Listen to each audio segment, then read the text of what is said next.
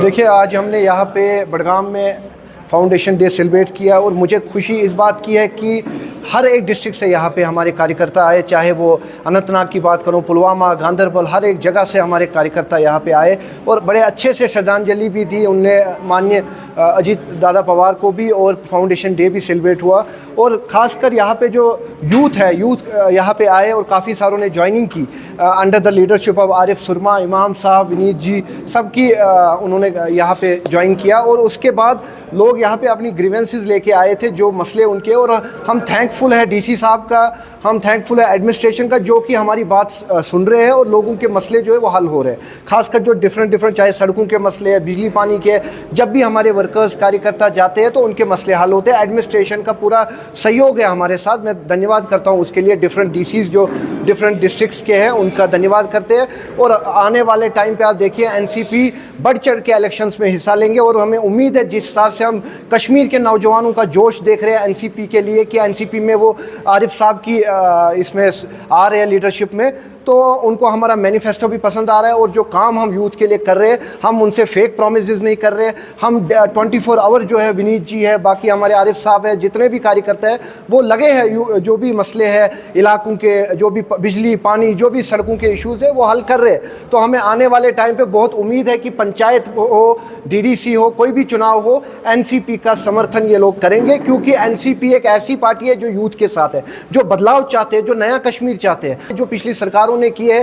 खासकर जो national conference की मैं बात करूं, जो उन्होंने मैनिफेस्टो में बहुत कुछ कहा था और आज अपने मैनिफेस्टो से मुकर रहे हैं, ये वही कश्मीरी यूथ है जिन्होंने उन पर भरोसा किया, जिन्होंने उनको मेजॉरिटी दी। लेकिन मैं उनको याद दिलाना चाहता हूं यहाँ की सरकार को कि केंद्र से बहुत फंड आ रहा है आपके लिए, केंद्र से हर एक चीज़ आपकी सुन रहे हैं, लेकिन आप जो है, आप युवाओं की यह बात नहीं सुन रहे। लोग जो है वो दुखी हो चुके हैं, मायूस हो चुके हैं। लोग जो है बदलाव चाहते हैं, जम्मू कश्मीर की जनता जो है वो बदलाव चाहते हैं। और आने वाले टाइम पे हमें पूरी उम्मीद है कि हमारे जो कार्यकर्ता है उन पे विश्वास करके उनको मेजॉरिटी मिलेगी। देखिए, अगर उनको स्टेटहुड की बात करनी होती तो वो पिछले साल से पहले किया होता, 2 साल से पहले किया होता। अभी तक मुझे बताइए, उन्होंने खोखले वादे किए, जो पुराने टेंडर्स है, पुराने जो यहाँ पे है रोड सड़कें, वही हो रहा है। नया क्या किया उन्होंने? बताइए, एलपीजी की बात की उन्होंने, राशन की बात की उन्होंने, रोजगार देने की बात की उन्होंने, कौन सी मुझे बताइए। मैं चाहता हूँ जम्मू कश्मीर की जनता जो है वो इसको समझे। जो युवा नशे की तरफ जा रहा है उसको हम उसके लिए डाइवर्ट कर रहे हैं कि नशा छोड़ के, आतंकवाद छोड़ के, गलत रास्ता छोड़ के आपके लिए हम प्लेटफॉर्म्स यूज़ कर रहे हैं, आपके लिए हम जॉब क्रिएशन के लिए बात कर रहे हैं। केंद्र सरकार से, प्राइवेट कंपनी से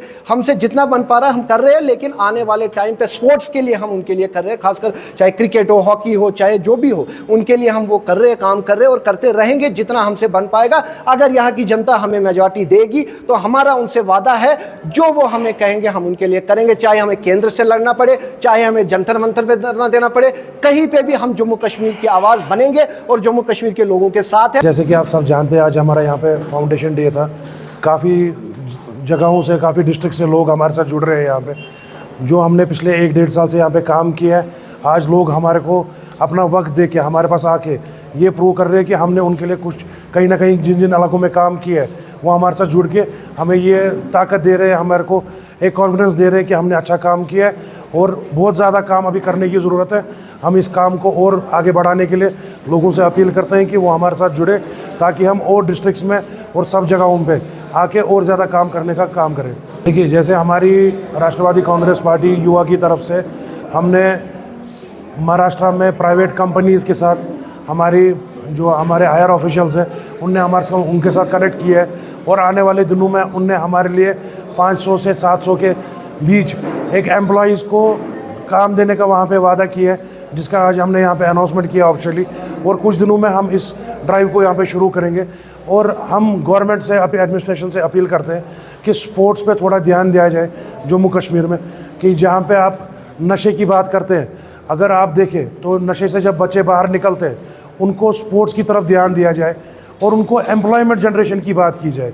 जैसे यहाँ पे जो स्कीम्स है उसकी अवेयरनेस की बात की जाए, उन पे ज़्यादा काम हो तो लोग जब नशे से बाहर निकलेंगे तो वो वापस नशे में नहीं जाएंगे। देखो, एनसी ने मैनिफेस्टो में अगर ये बातें बोली है, काफ़ी अच्छी बात है और हम भी उम्मीद करते हैं कि अल्लाह ताला उनको भी तौफीक दे और ताकत दे कि वो ये काम करें। मगर बात ये है कि पानी, बिजली और रोड ये कोई मांगने की बात नहीं है, ना ये किसी मैनिफेस्टो में रखने की बात है। ये एक बेसिक नीड है, एक हर एक सिटीज़न का बेसिक राइट है। ये टैक्स पेयर का पैसा है, ये टैक्स पेयर के काम में आए, ये तो बिल्कुल नॉर्मल सी बात है। हमारे को तो बात इस चीज़ पे करनी चाहिए कि एजुकेशन टूरिज़्म जम्मू कश्मीर में कितना है, हमें तो इस चीज़ पे बात करनी चाहिए हेल्थ केयर का टूरिज़्म जम्मू कश्मीर में कितना है। हम खाली अपनी अगर जो ब्यूटी है हम उसको एक ही टूरिज़्म में ले रहे हैं कि ये तेज खूबसूरती लोग आ रहे हैं बहुत सारे, ये बात नहीं है। अगर हम यहाँ पे एजुकेशन सेक्टर पे काम करेंगे, अगर हमारी गवर्नमेंट यहाँ पे एजुकेशन में इंस्टीट्यूट्स बनाएंगे बहुत सारे, उसमें एम्प्लॉयमेंट भी होगी और टूरिज़्म भी बढ़ेगा, बाहर से लोग यहाँ पे पढ़ने के लिए आएंगे, यहाँ के लोग बाहर नहीं जाएंगे, यहाँ का पैसा यहाँ रहेगा, उससे इकनॉमी बूस्ट होगी।